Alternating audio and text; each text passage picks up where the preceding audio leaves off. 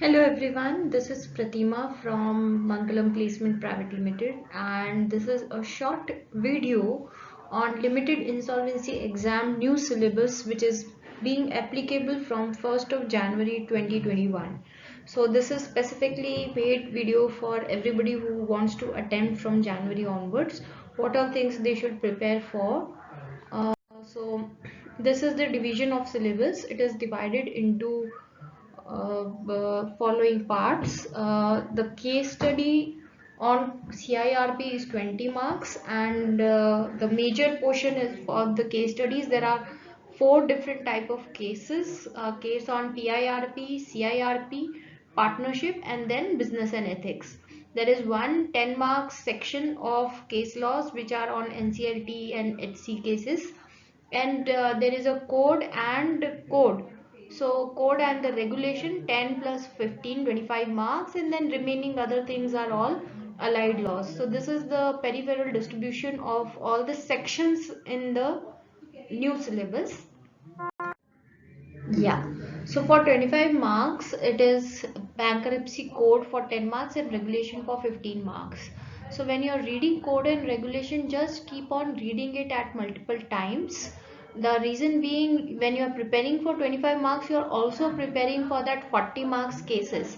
Because when you understand the code, you read the code thoroughly, you would be able to attempt the cases, because cases are just the application of the code what you have read. So this 25 marks should be is like 25 plus 40 is like 65% of your syllabus. So keep reading, although I have written 3 to 5 times, but I'll request you read minimum 10 times, because this is really important, and this is what would be applicable post you complete your exam as well. So you should know all the timelines by heart. You should be aware about the regulations, about the processes, the forms, what should be done before, what should be done afterwards, when the what is the duties of IRP, RP, liquidator, trustee, everything, bankruptcy trustee, everything. Then it is 4 marks is of Companies Act, Partnership and Limited Liability Act. So that is 2 marks for Companies Act, 1 mark for partnership, and 1 marks for limited liability. Now Companies Act also you don't have to read complete act. The reason being, they have given the chapters from where they would be asking questions, and these are all small chapters, so you can everyday basis you can read through and glance through it. Then partnership LLP is very small acts, so it can be read through very thoroughly. But this is like short because very straightforward questions are asked from this acts, which can be attempted, like how many days you will file your DRH, RHP, or shelf prospects have, what is the life of shelf prospects, or liability of partnership in Partnership Act, or liability of what will happen if a partner retires in LLP, whether the LLP will dissolve. Such kind of questions would be there, which is like very straightforward. If you understand the concept, it would be easily answerable. Then 11 marks have divided into 11 different acts.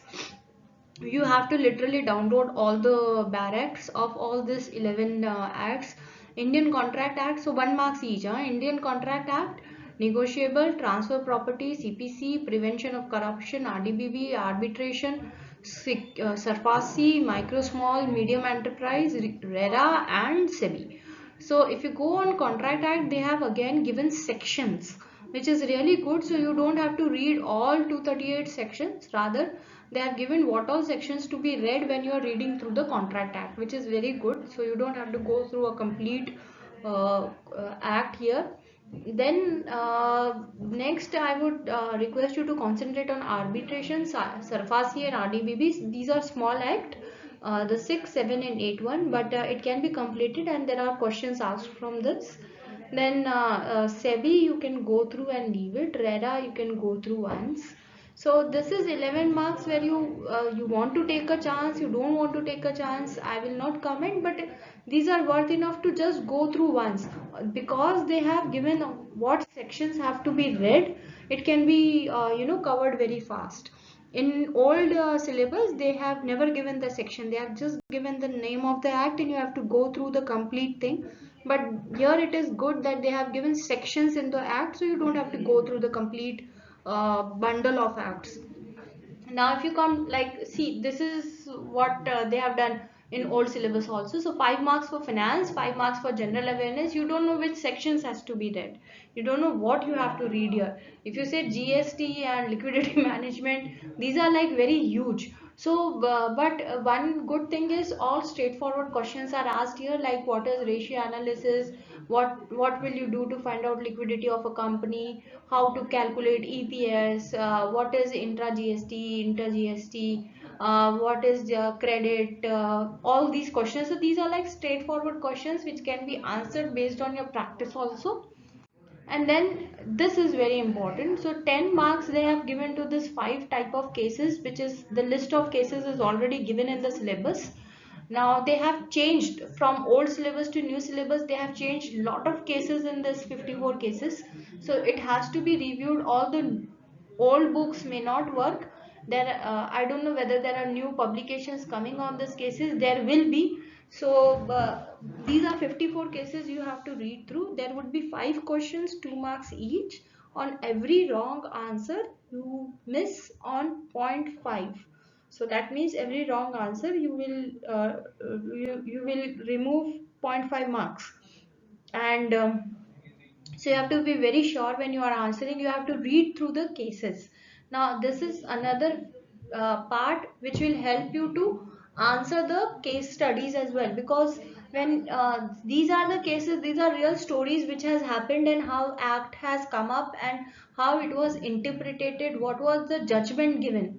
So if you understand the complete story of the cases and the judgment given and what sections it was under, the next part of the syllabus is depending on these only. So you read code, regulation and these cases.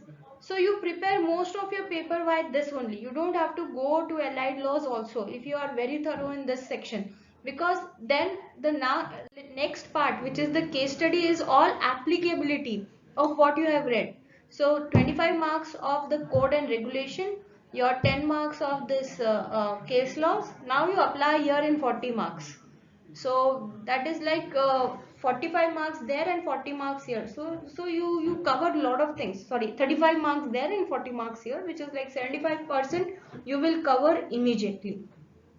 Now, CIRP case 20 marks, individual and bankruptcy insolvency is 8 marks, partnership and LLP is 2 marks, 6 marks, sorry, and business ethics is 6 marks.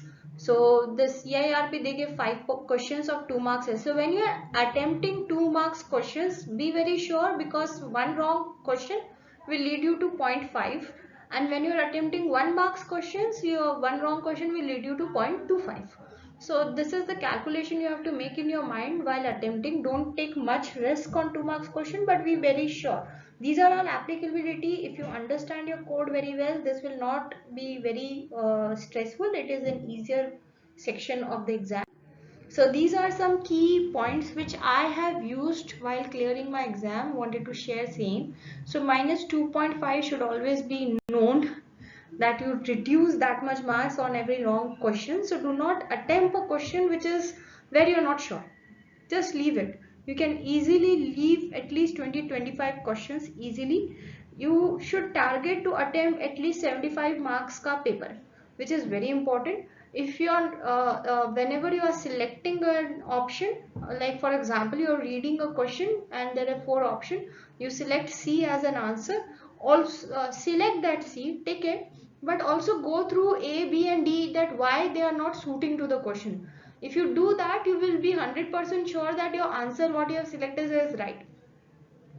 Two things will happen. Either you will get confused or you would be 100% sure. So if you are very thorough in your code and regulation, you would get 100% sure. If you are 100% sure, you don't care about allied laws, just attempt 75 marks ka paper and you would be through it. Read each question at least 3 times, because sometimes they twist the question by putting some negative words into it.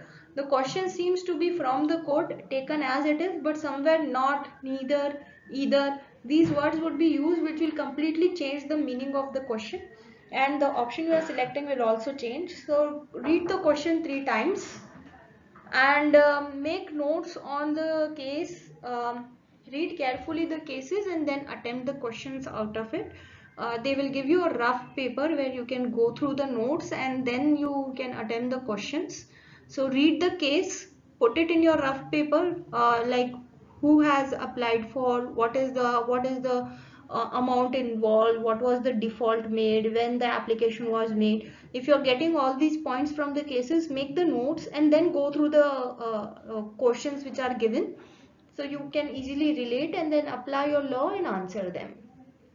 So that's it. That was the peripheral view of how the syllabus, new syllabus has been designed and how it is going to come, what we should expect from it.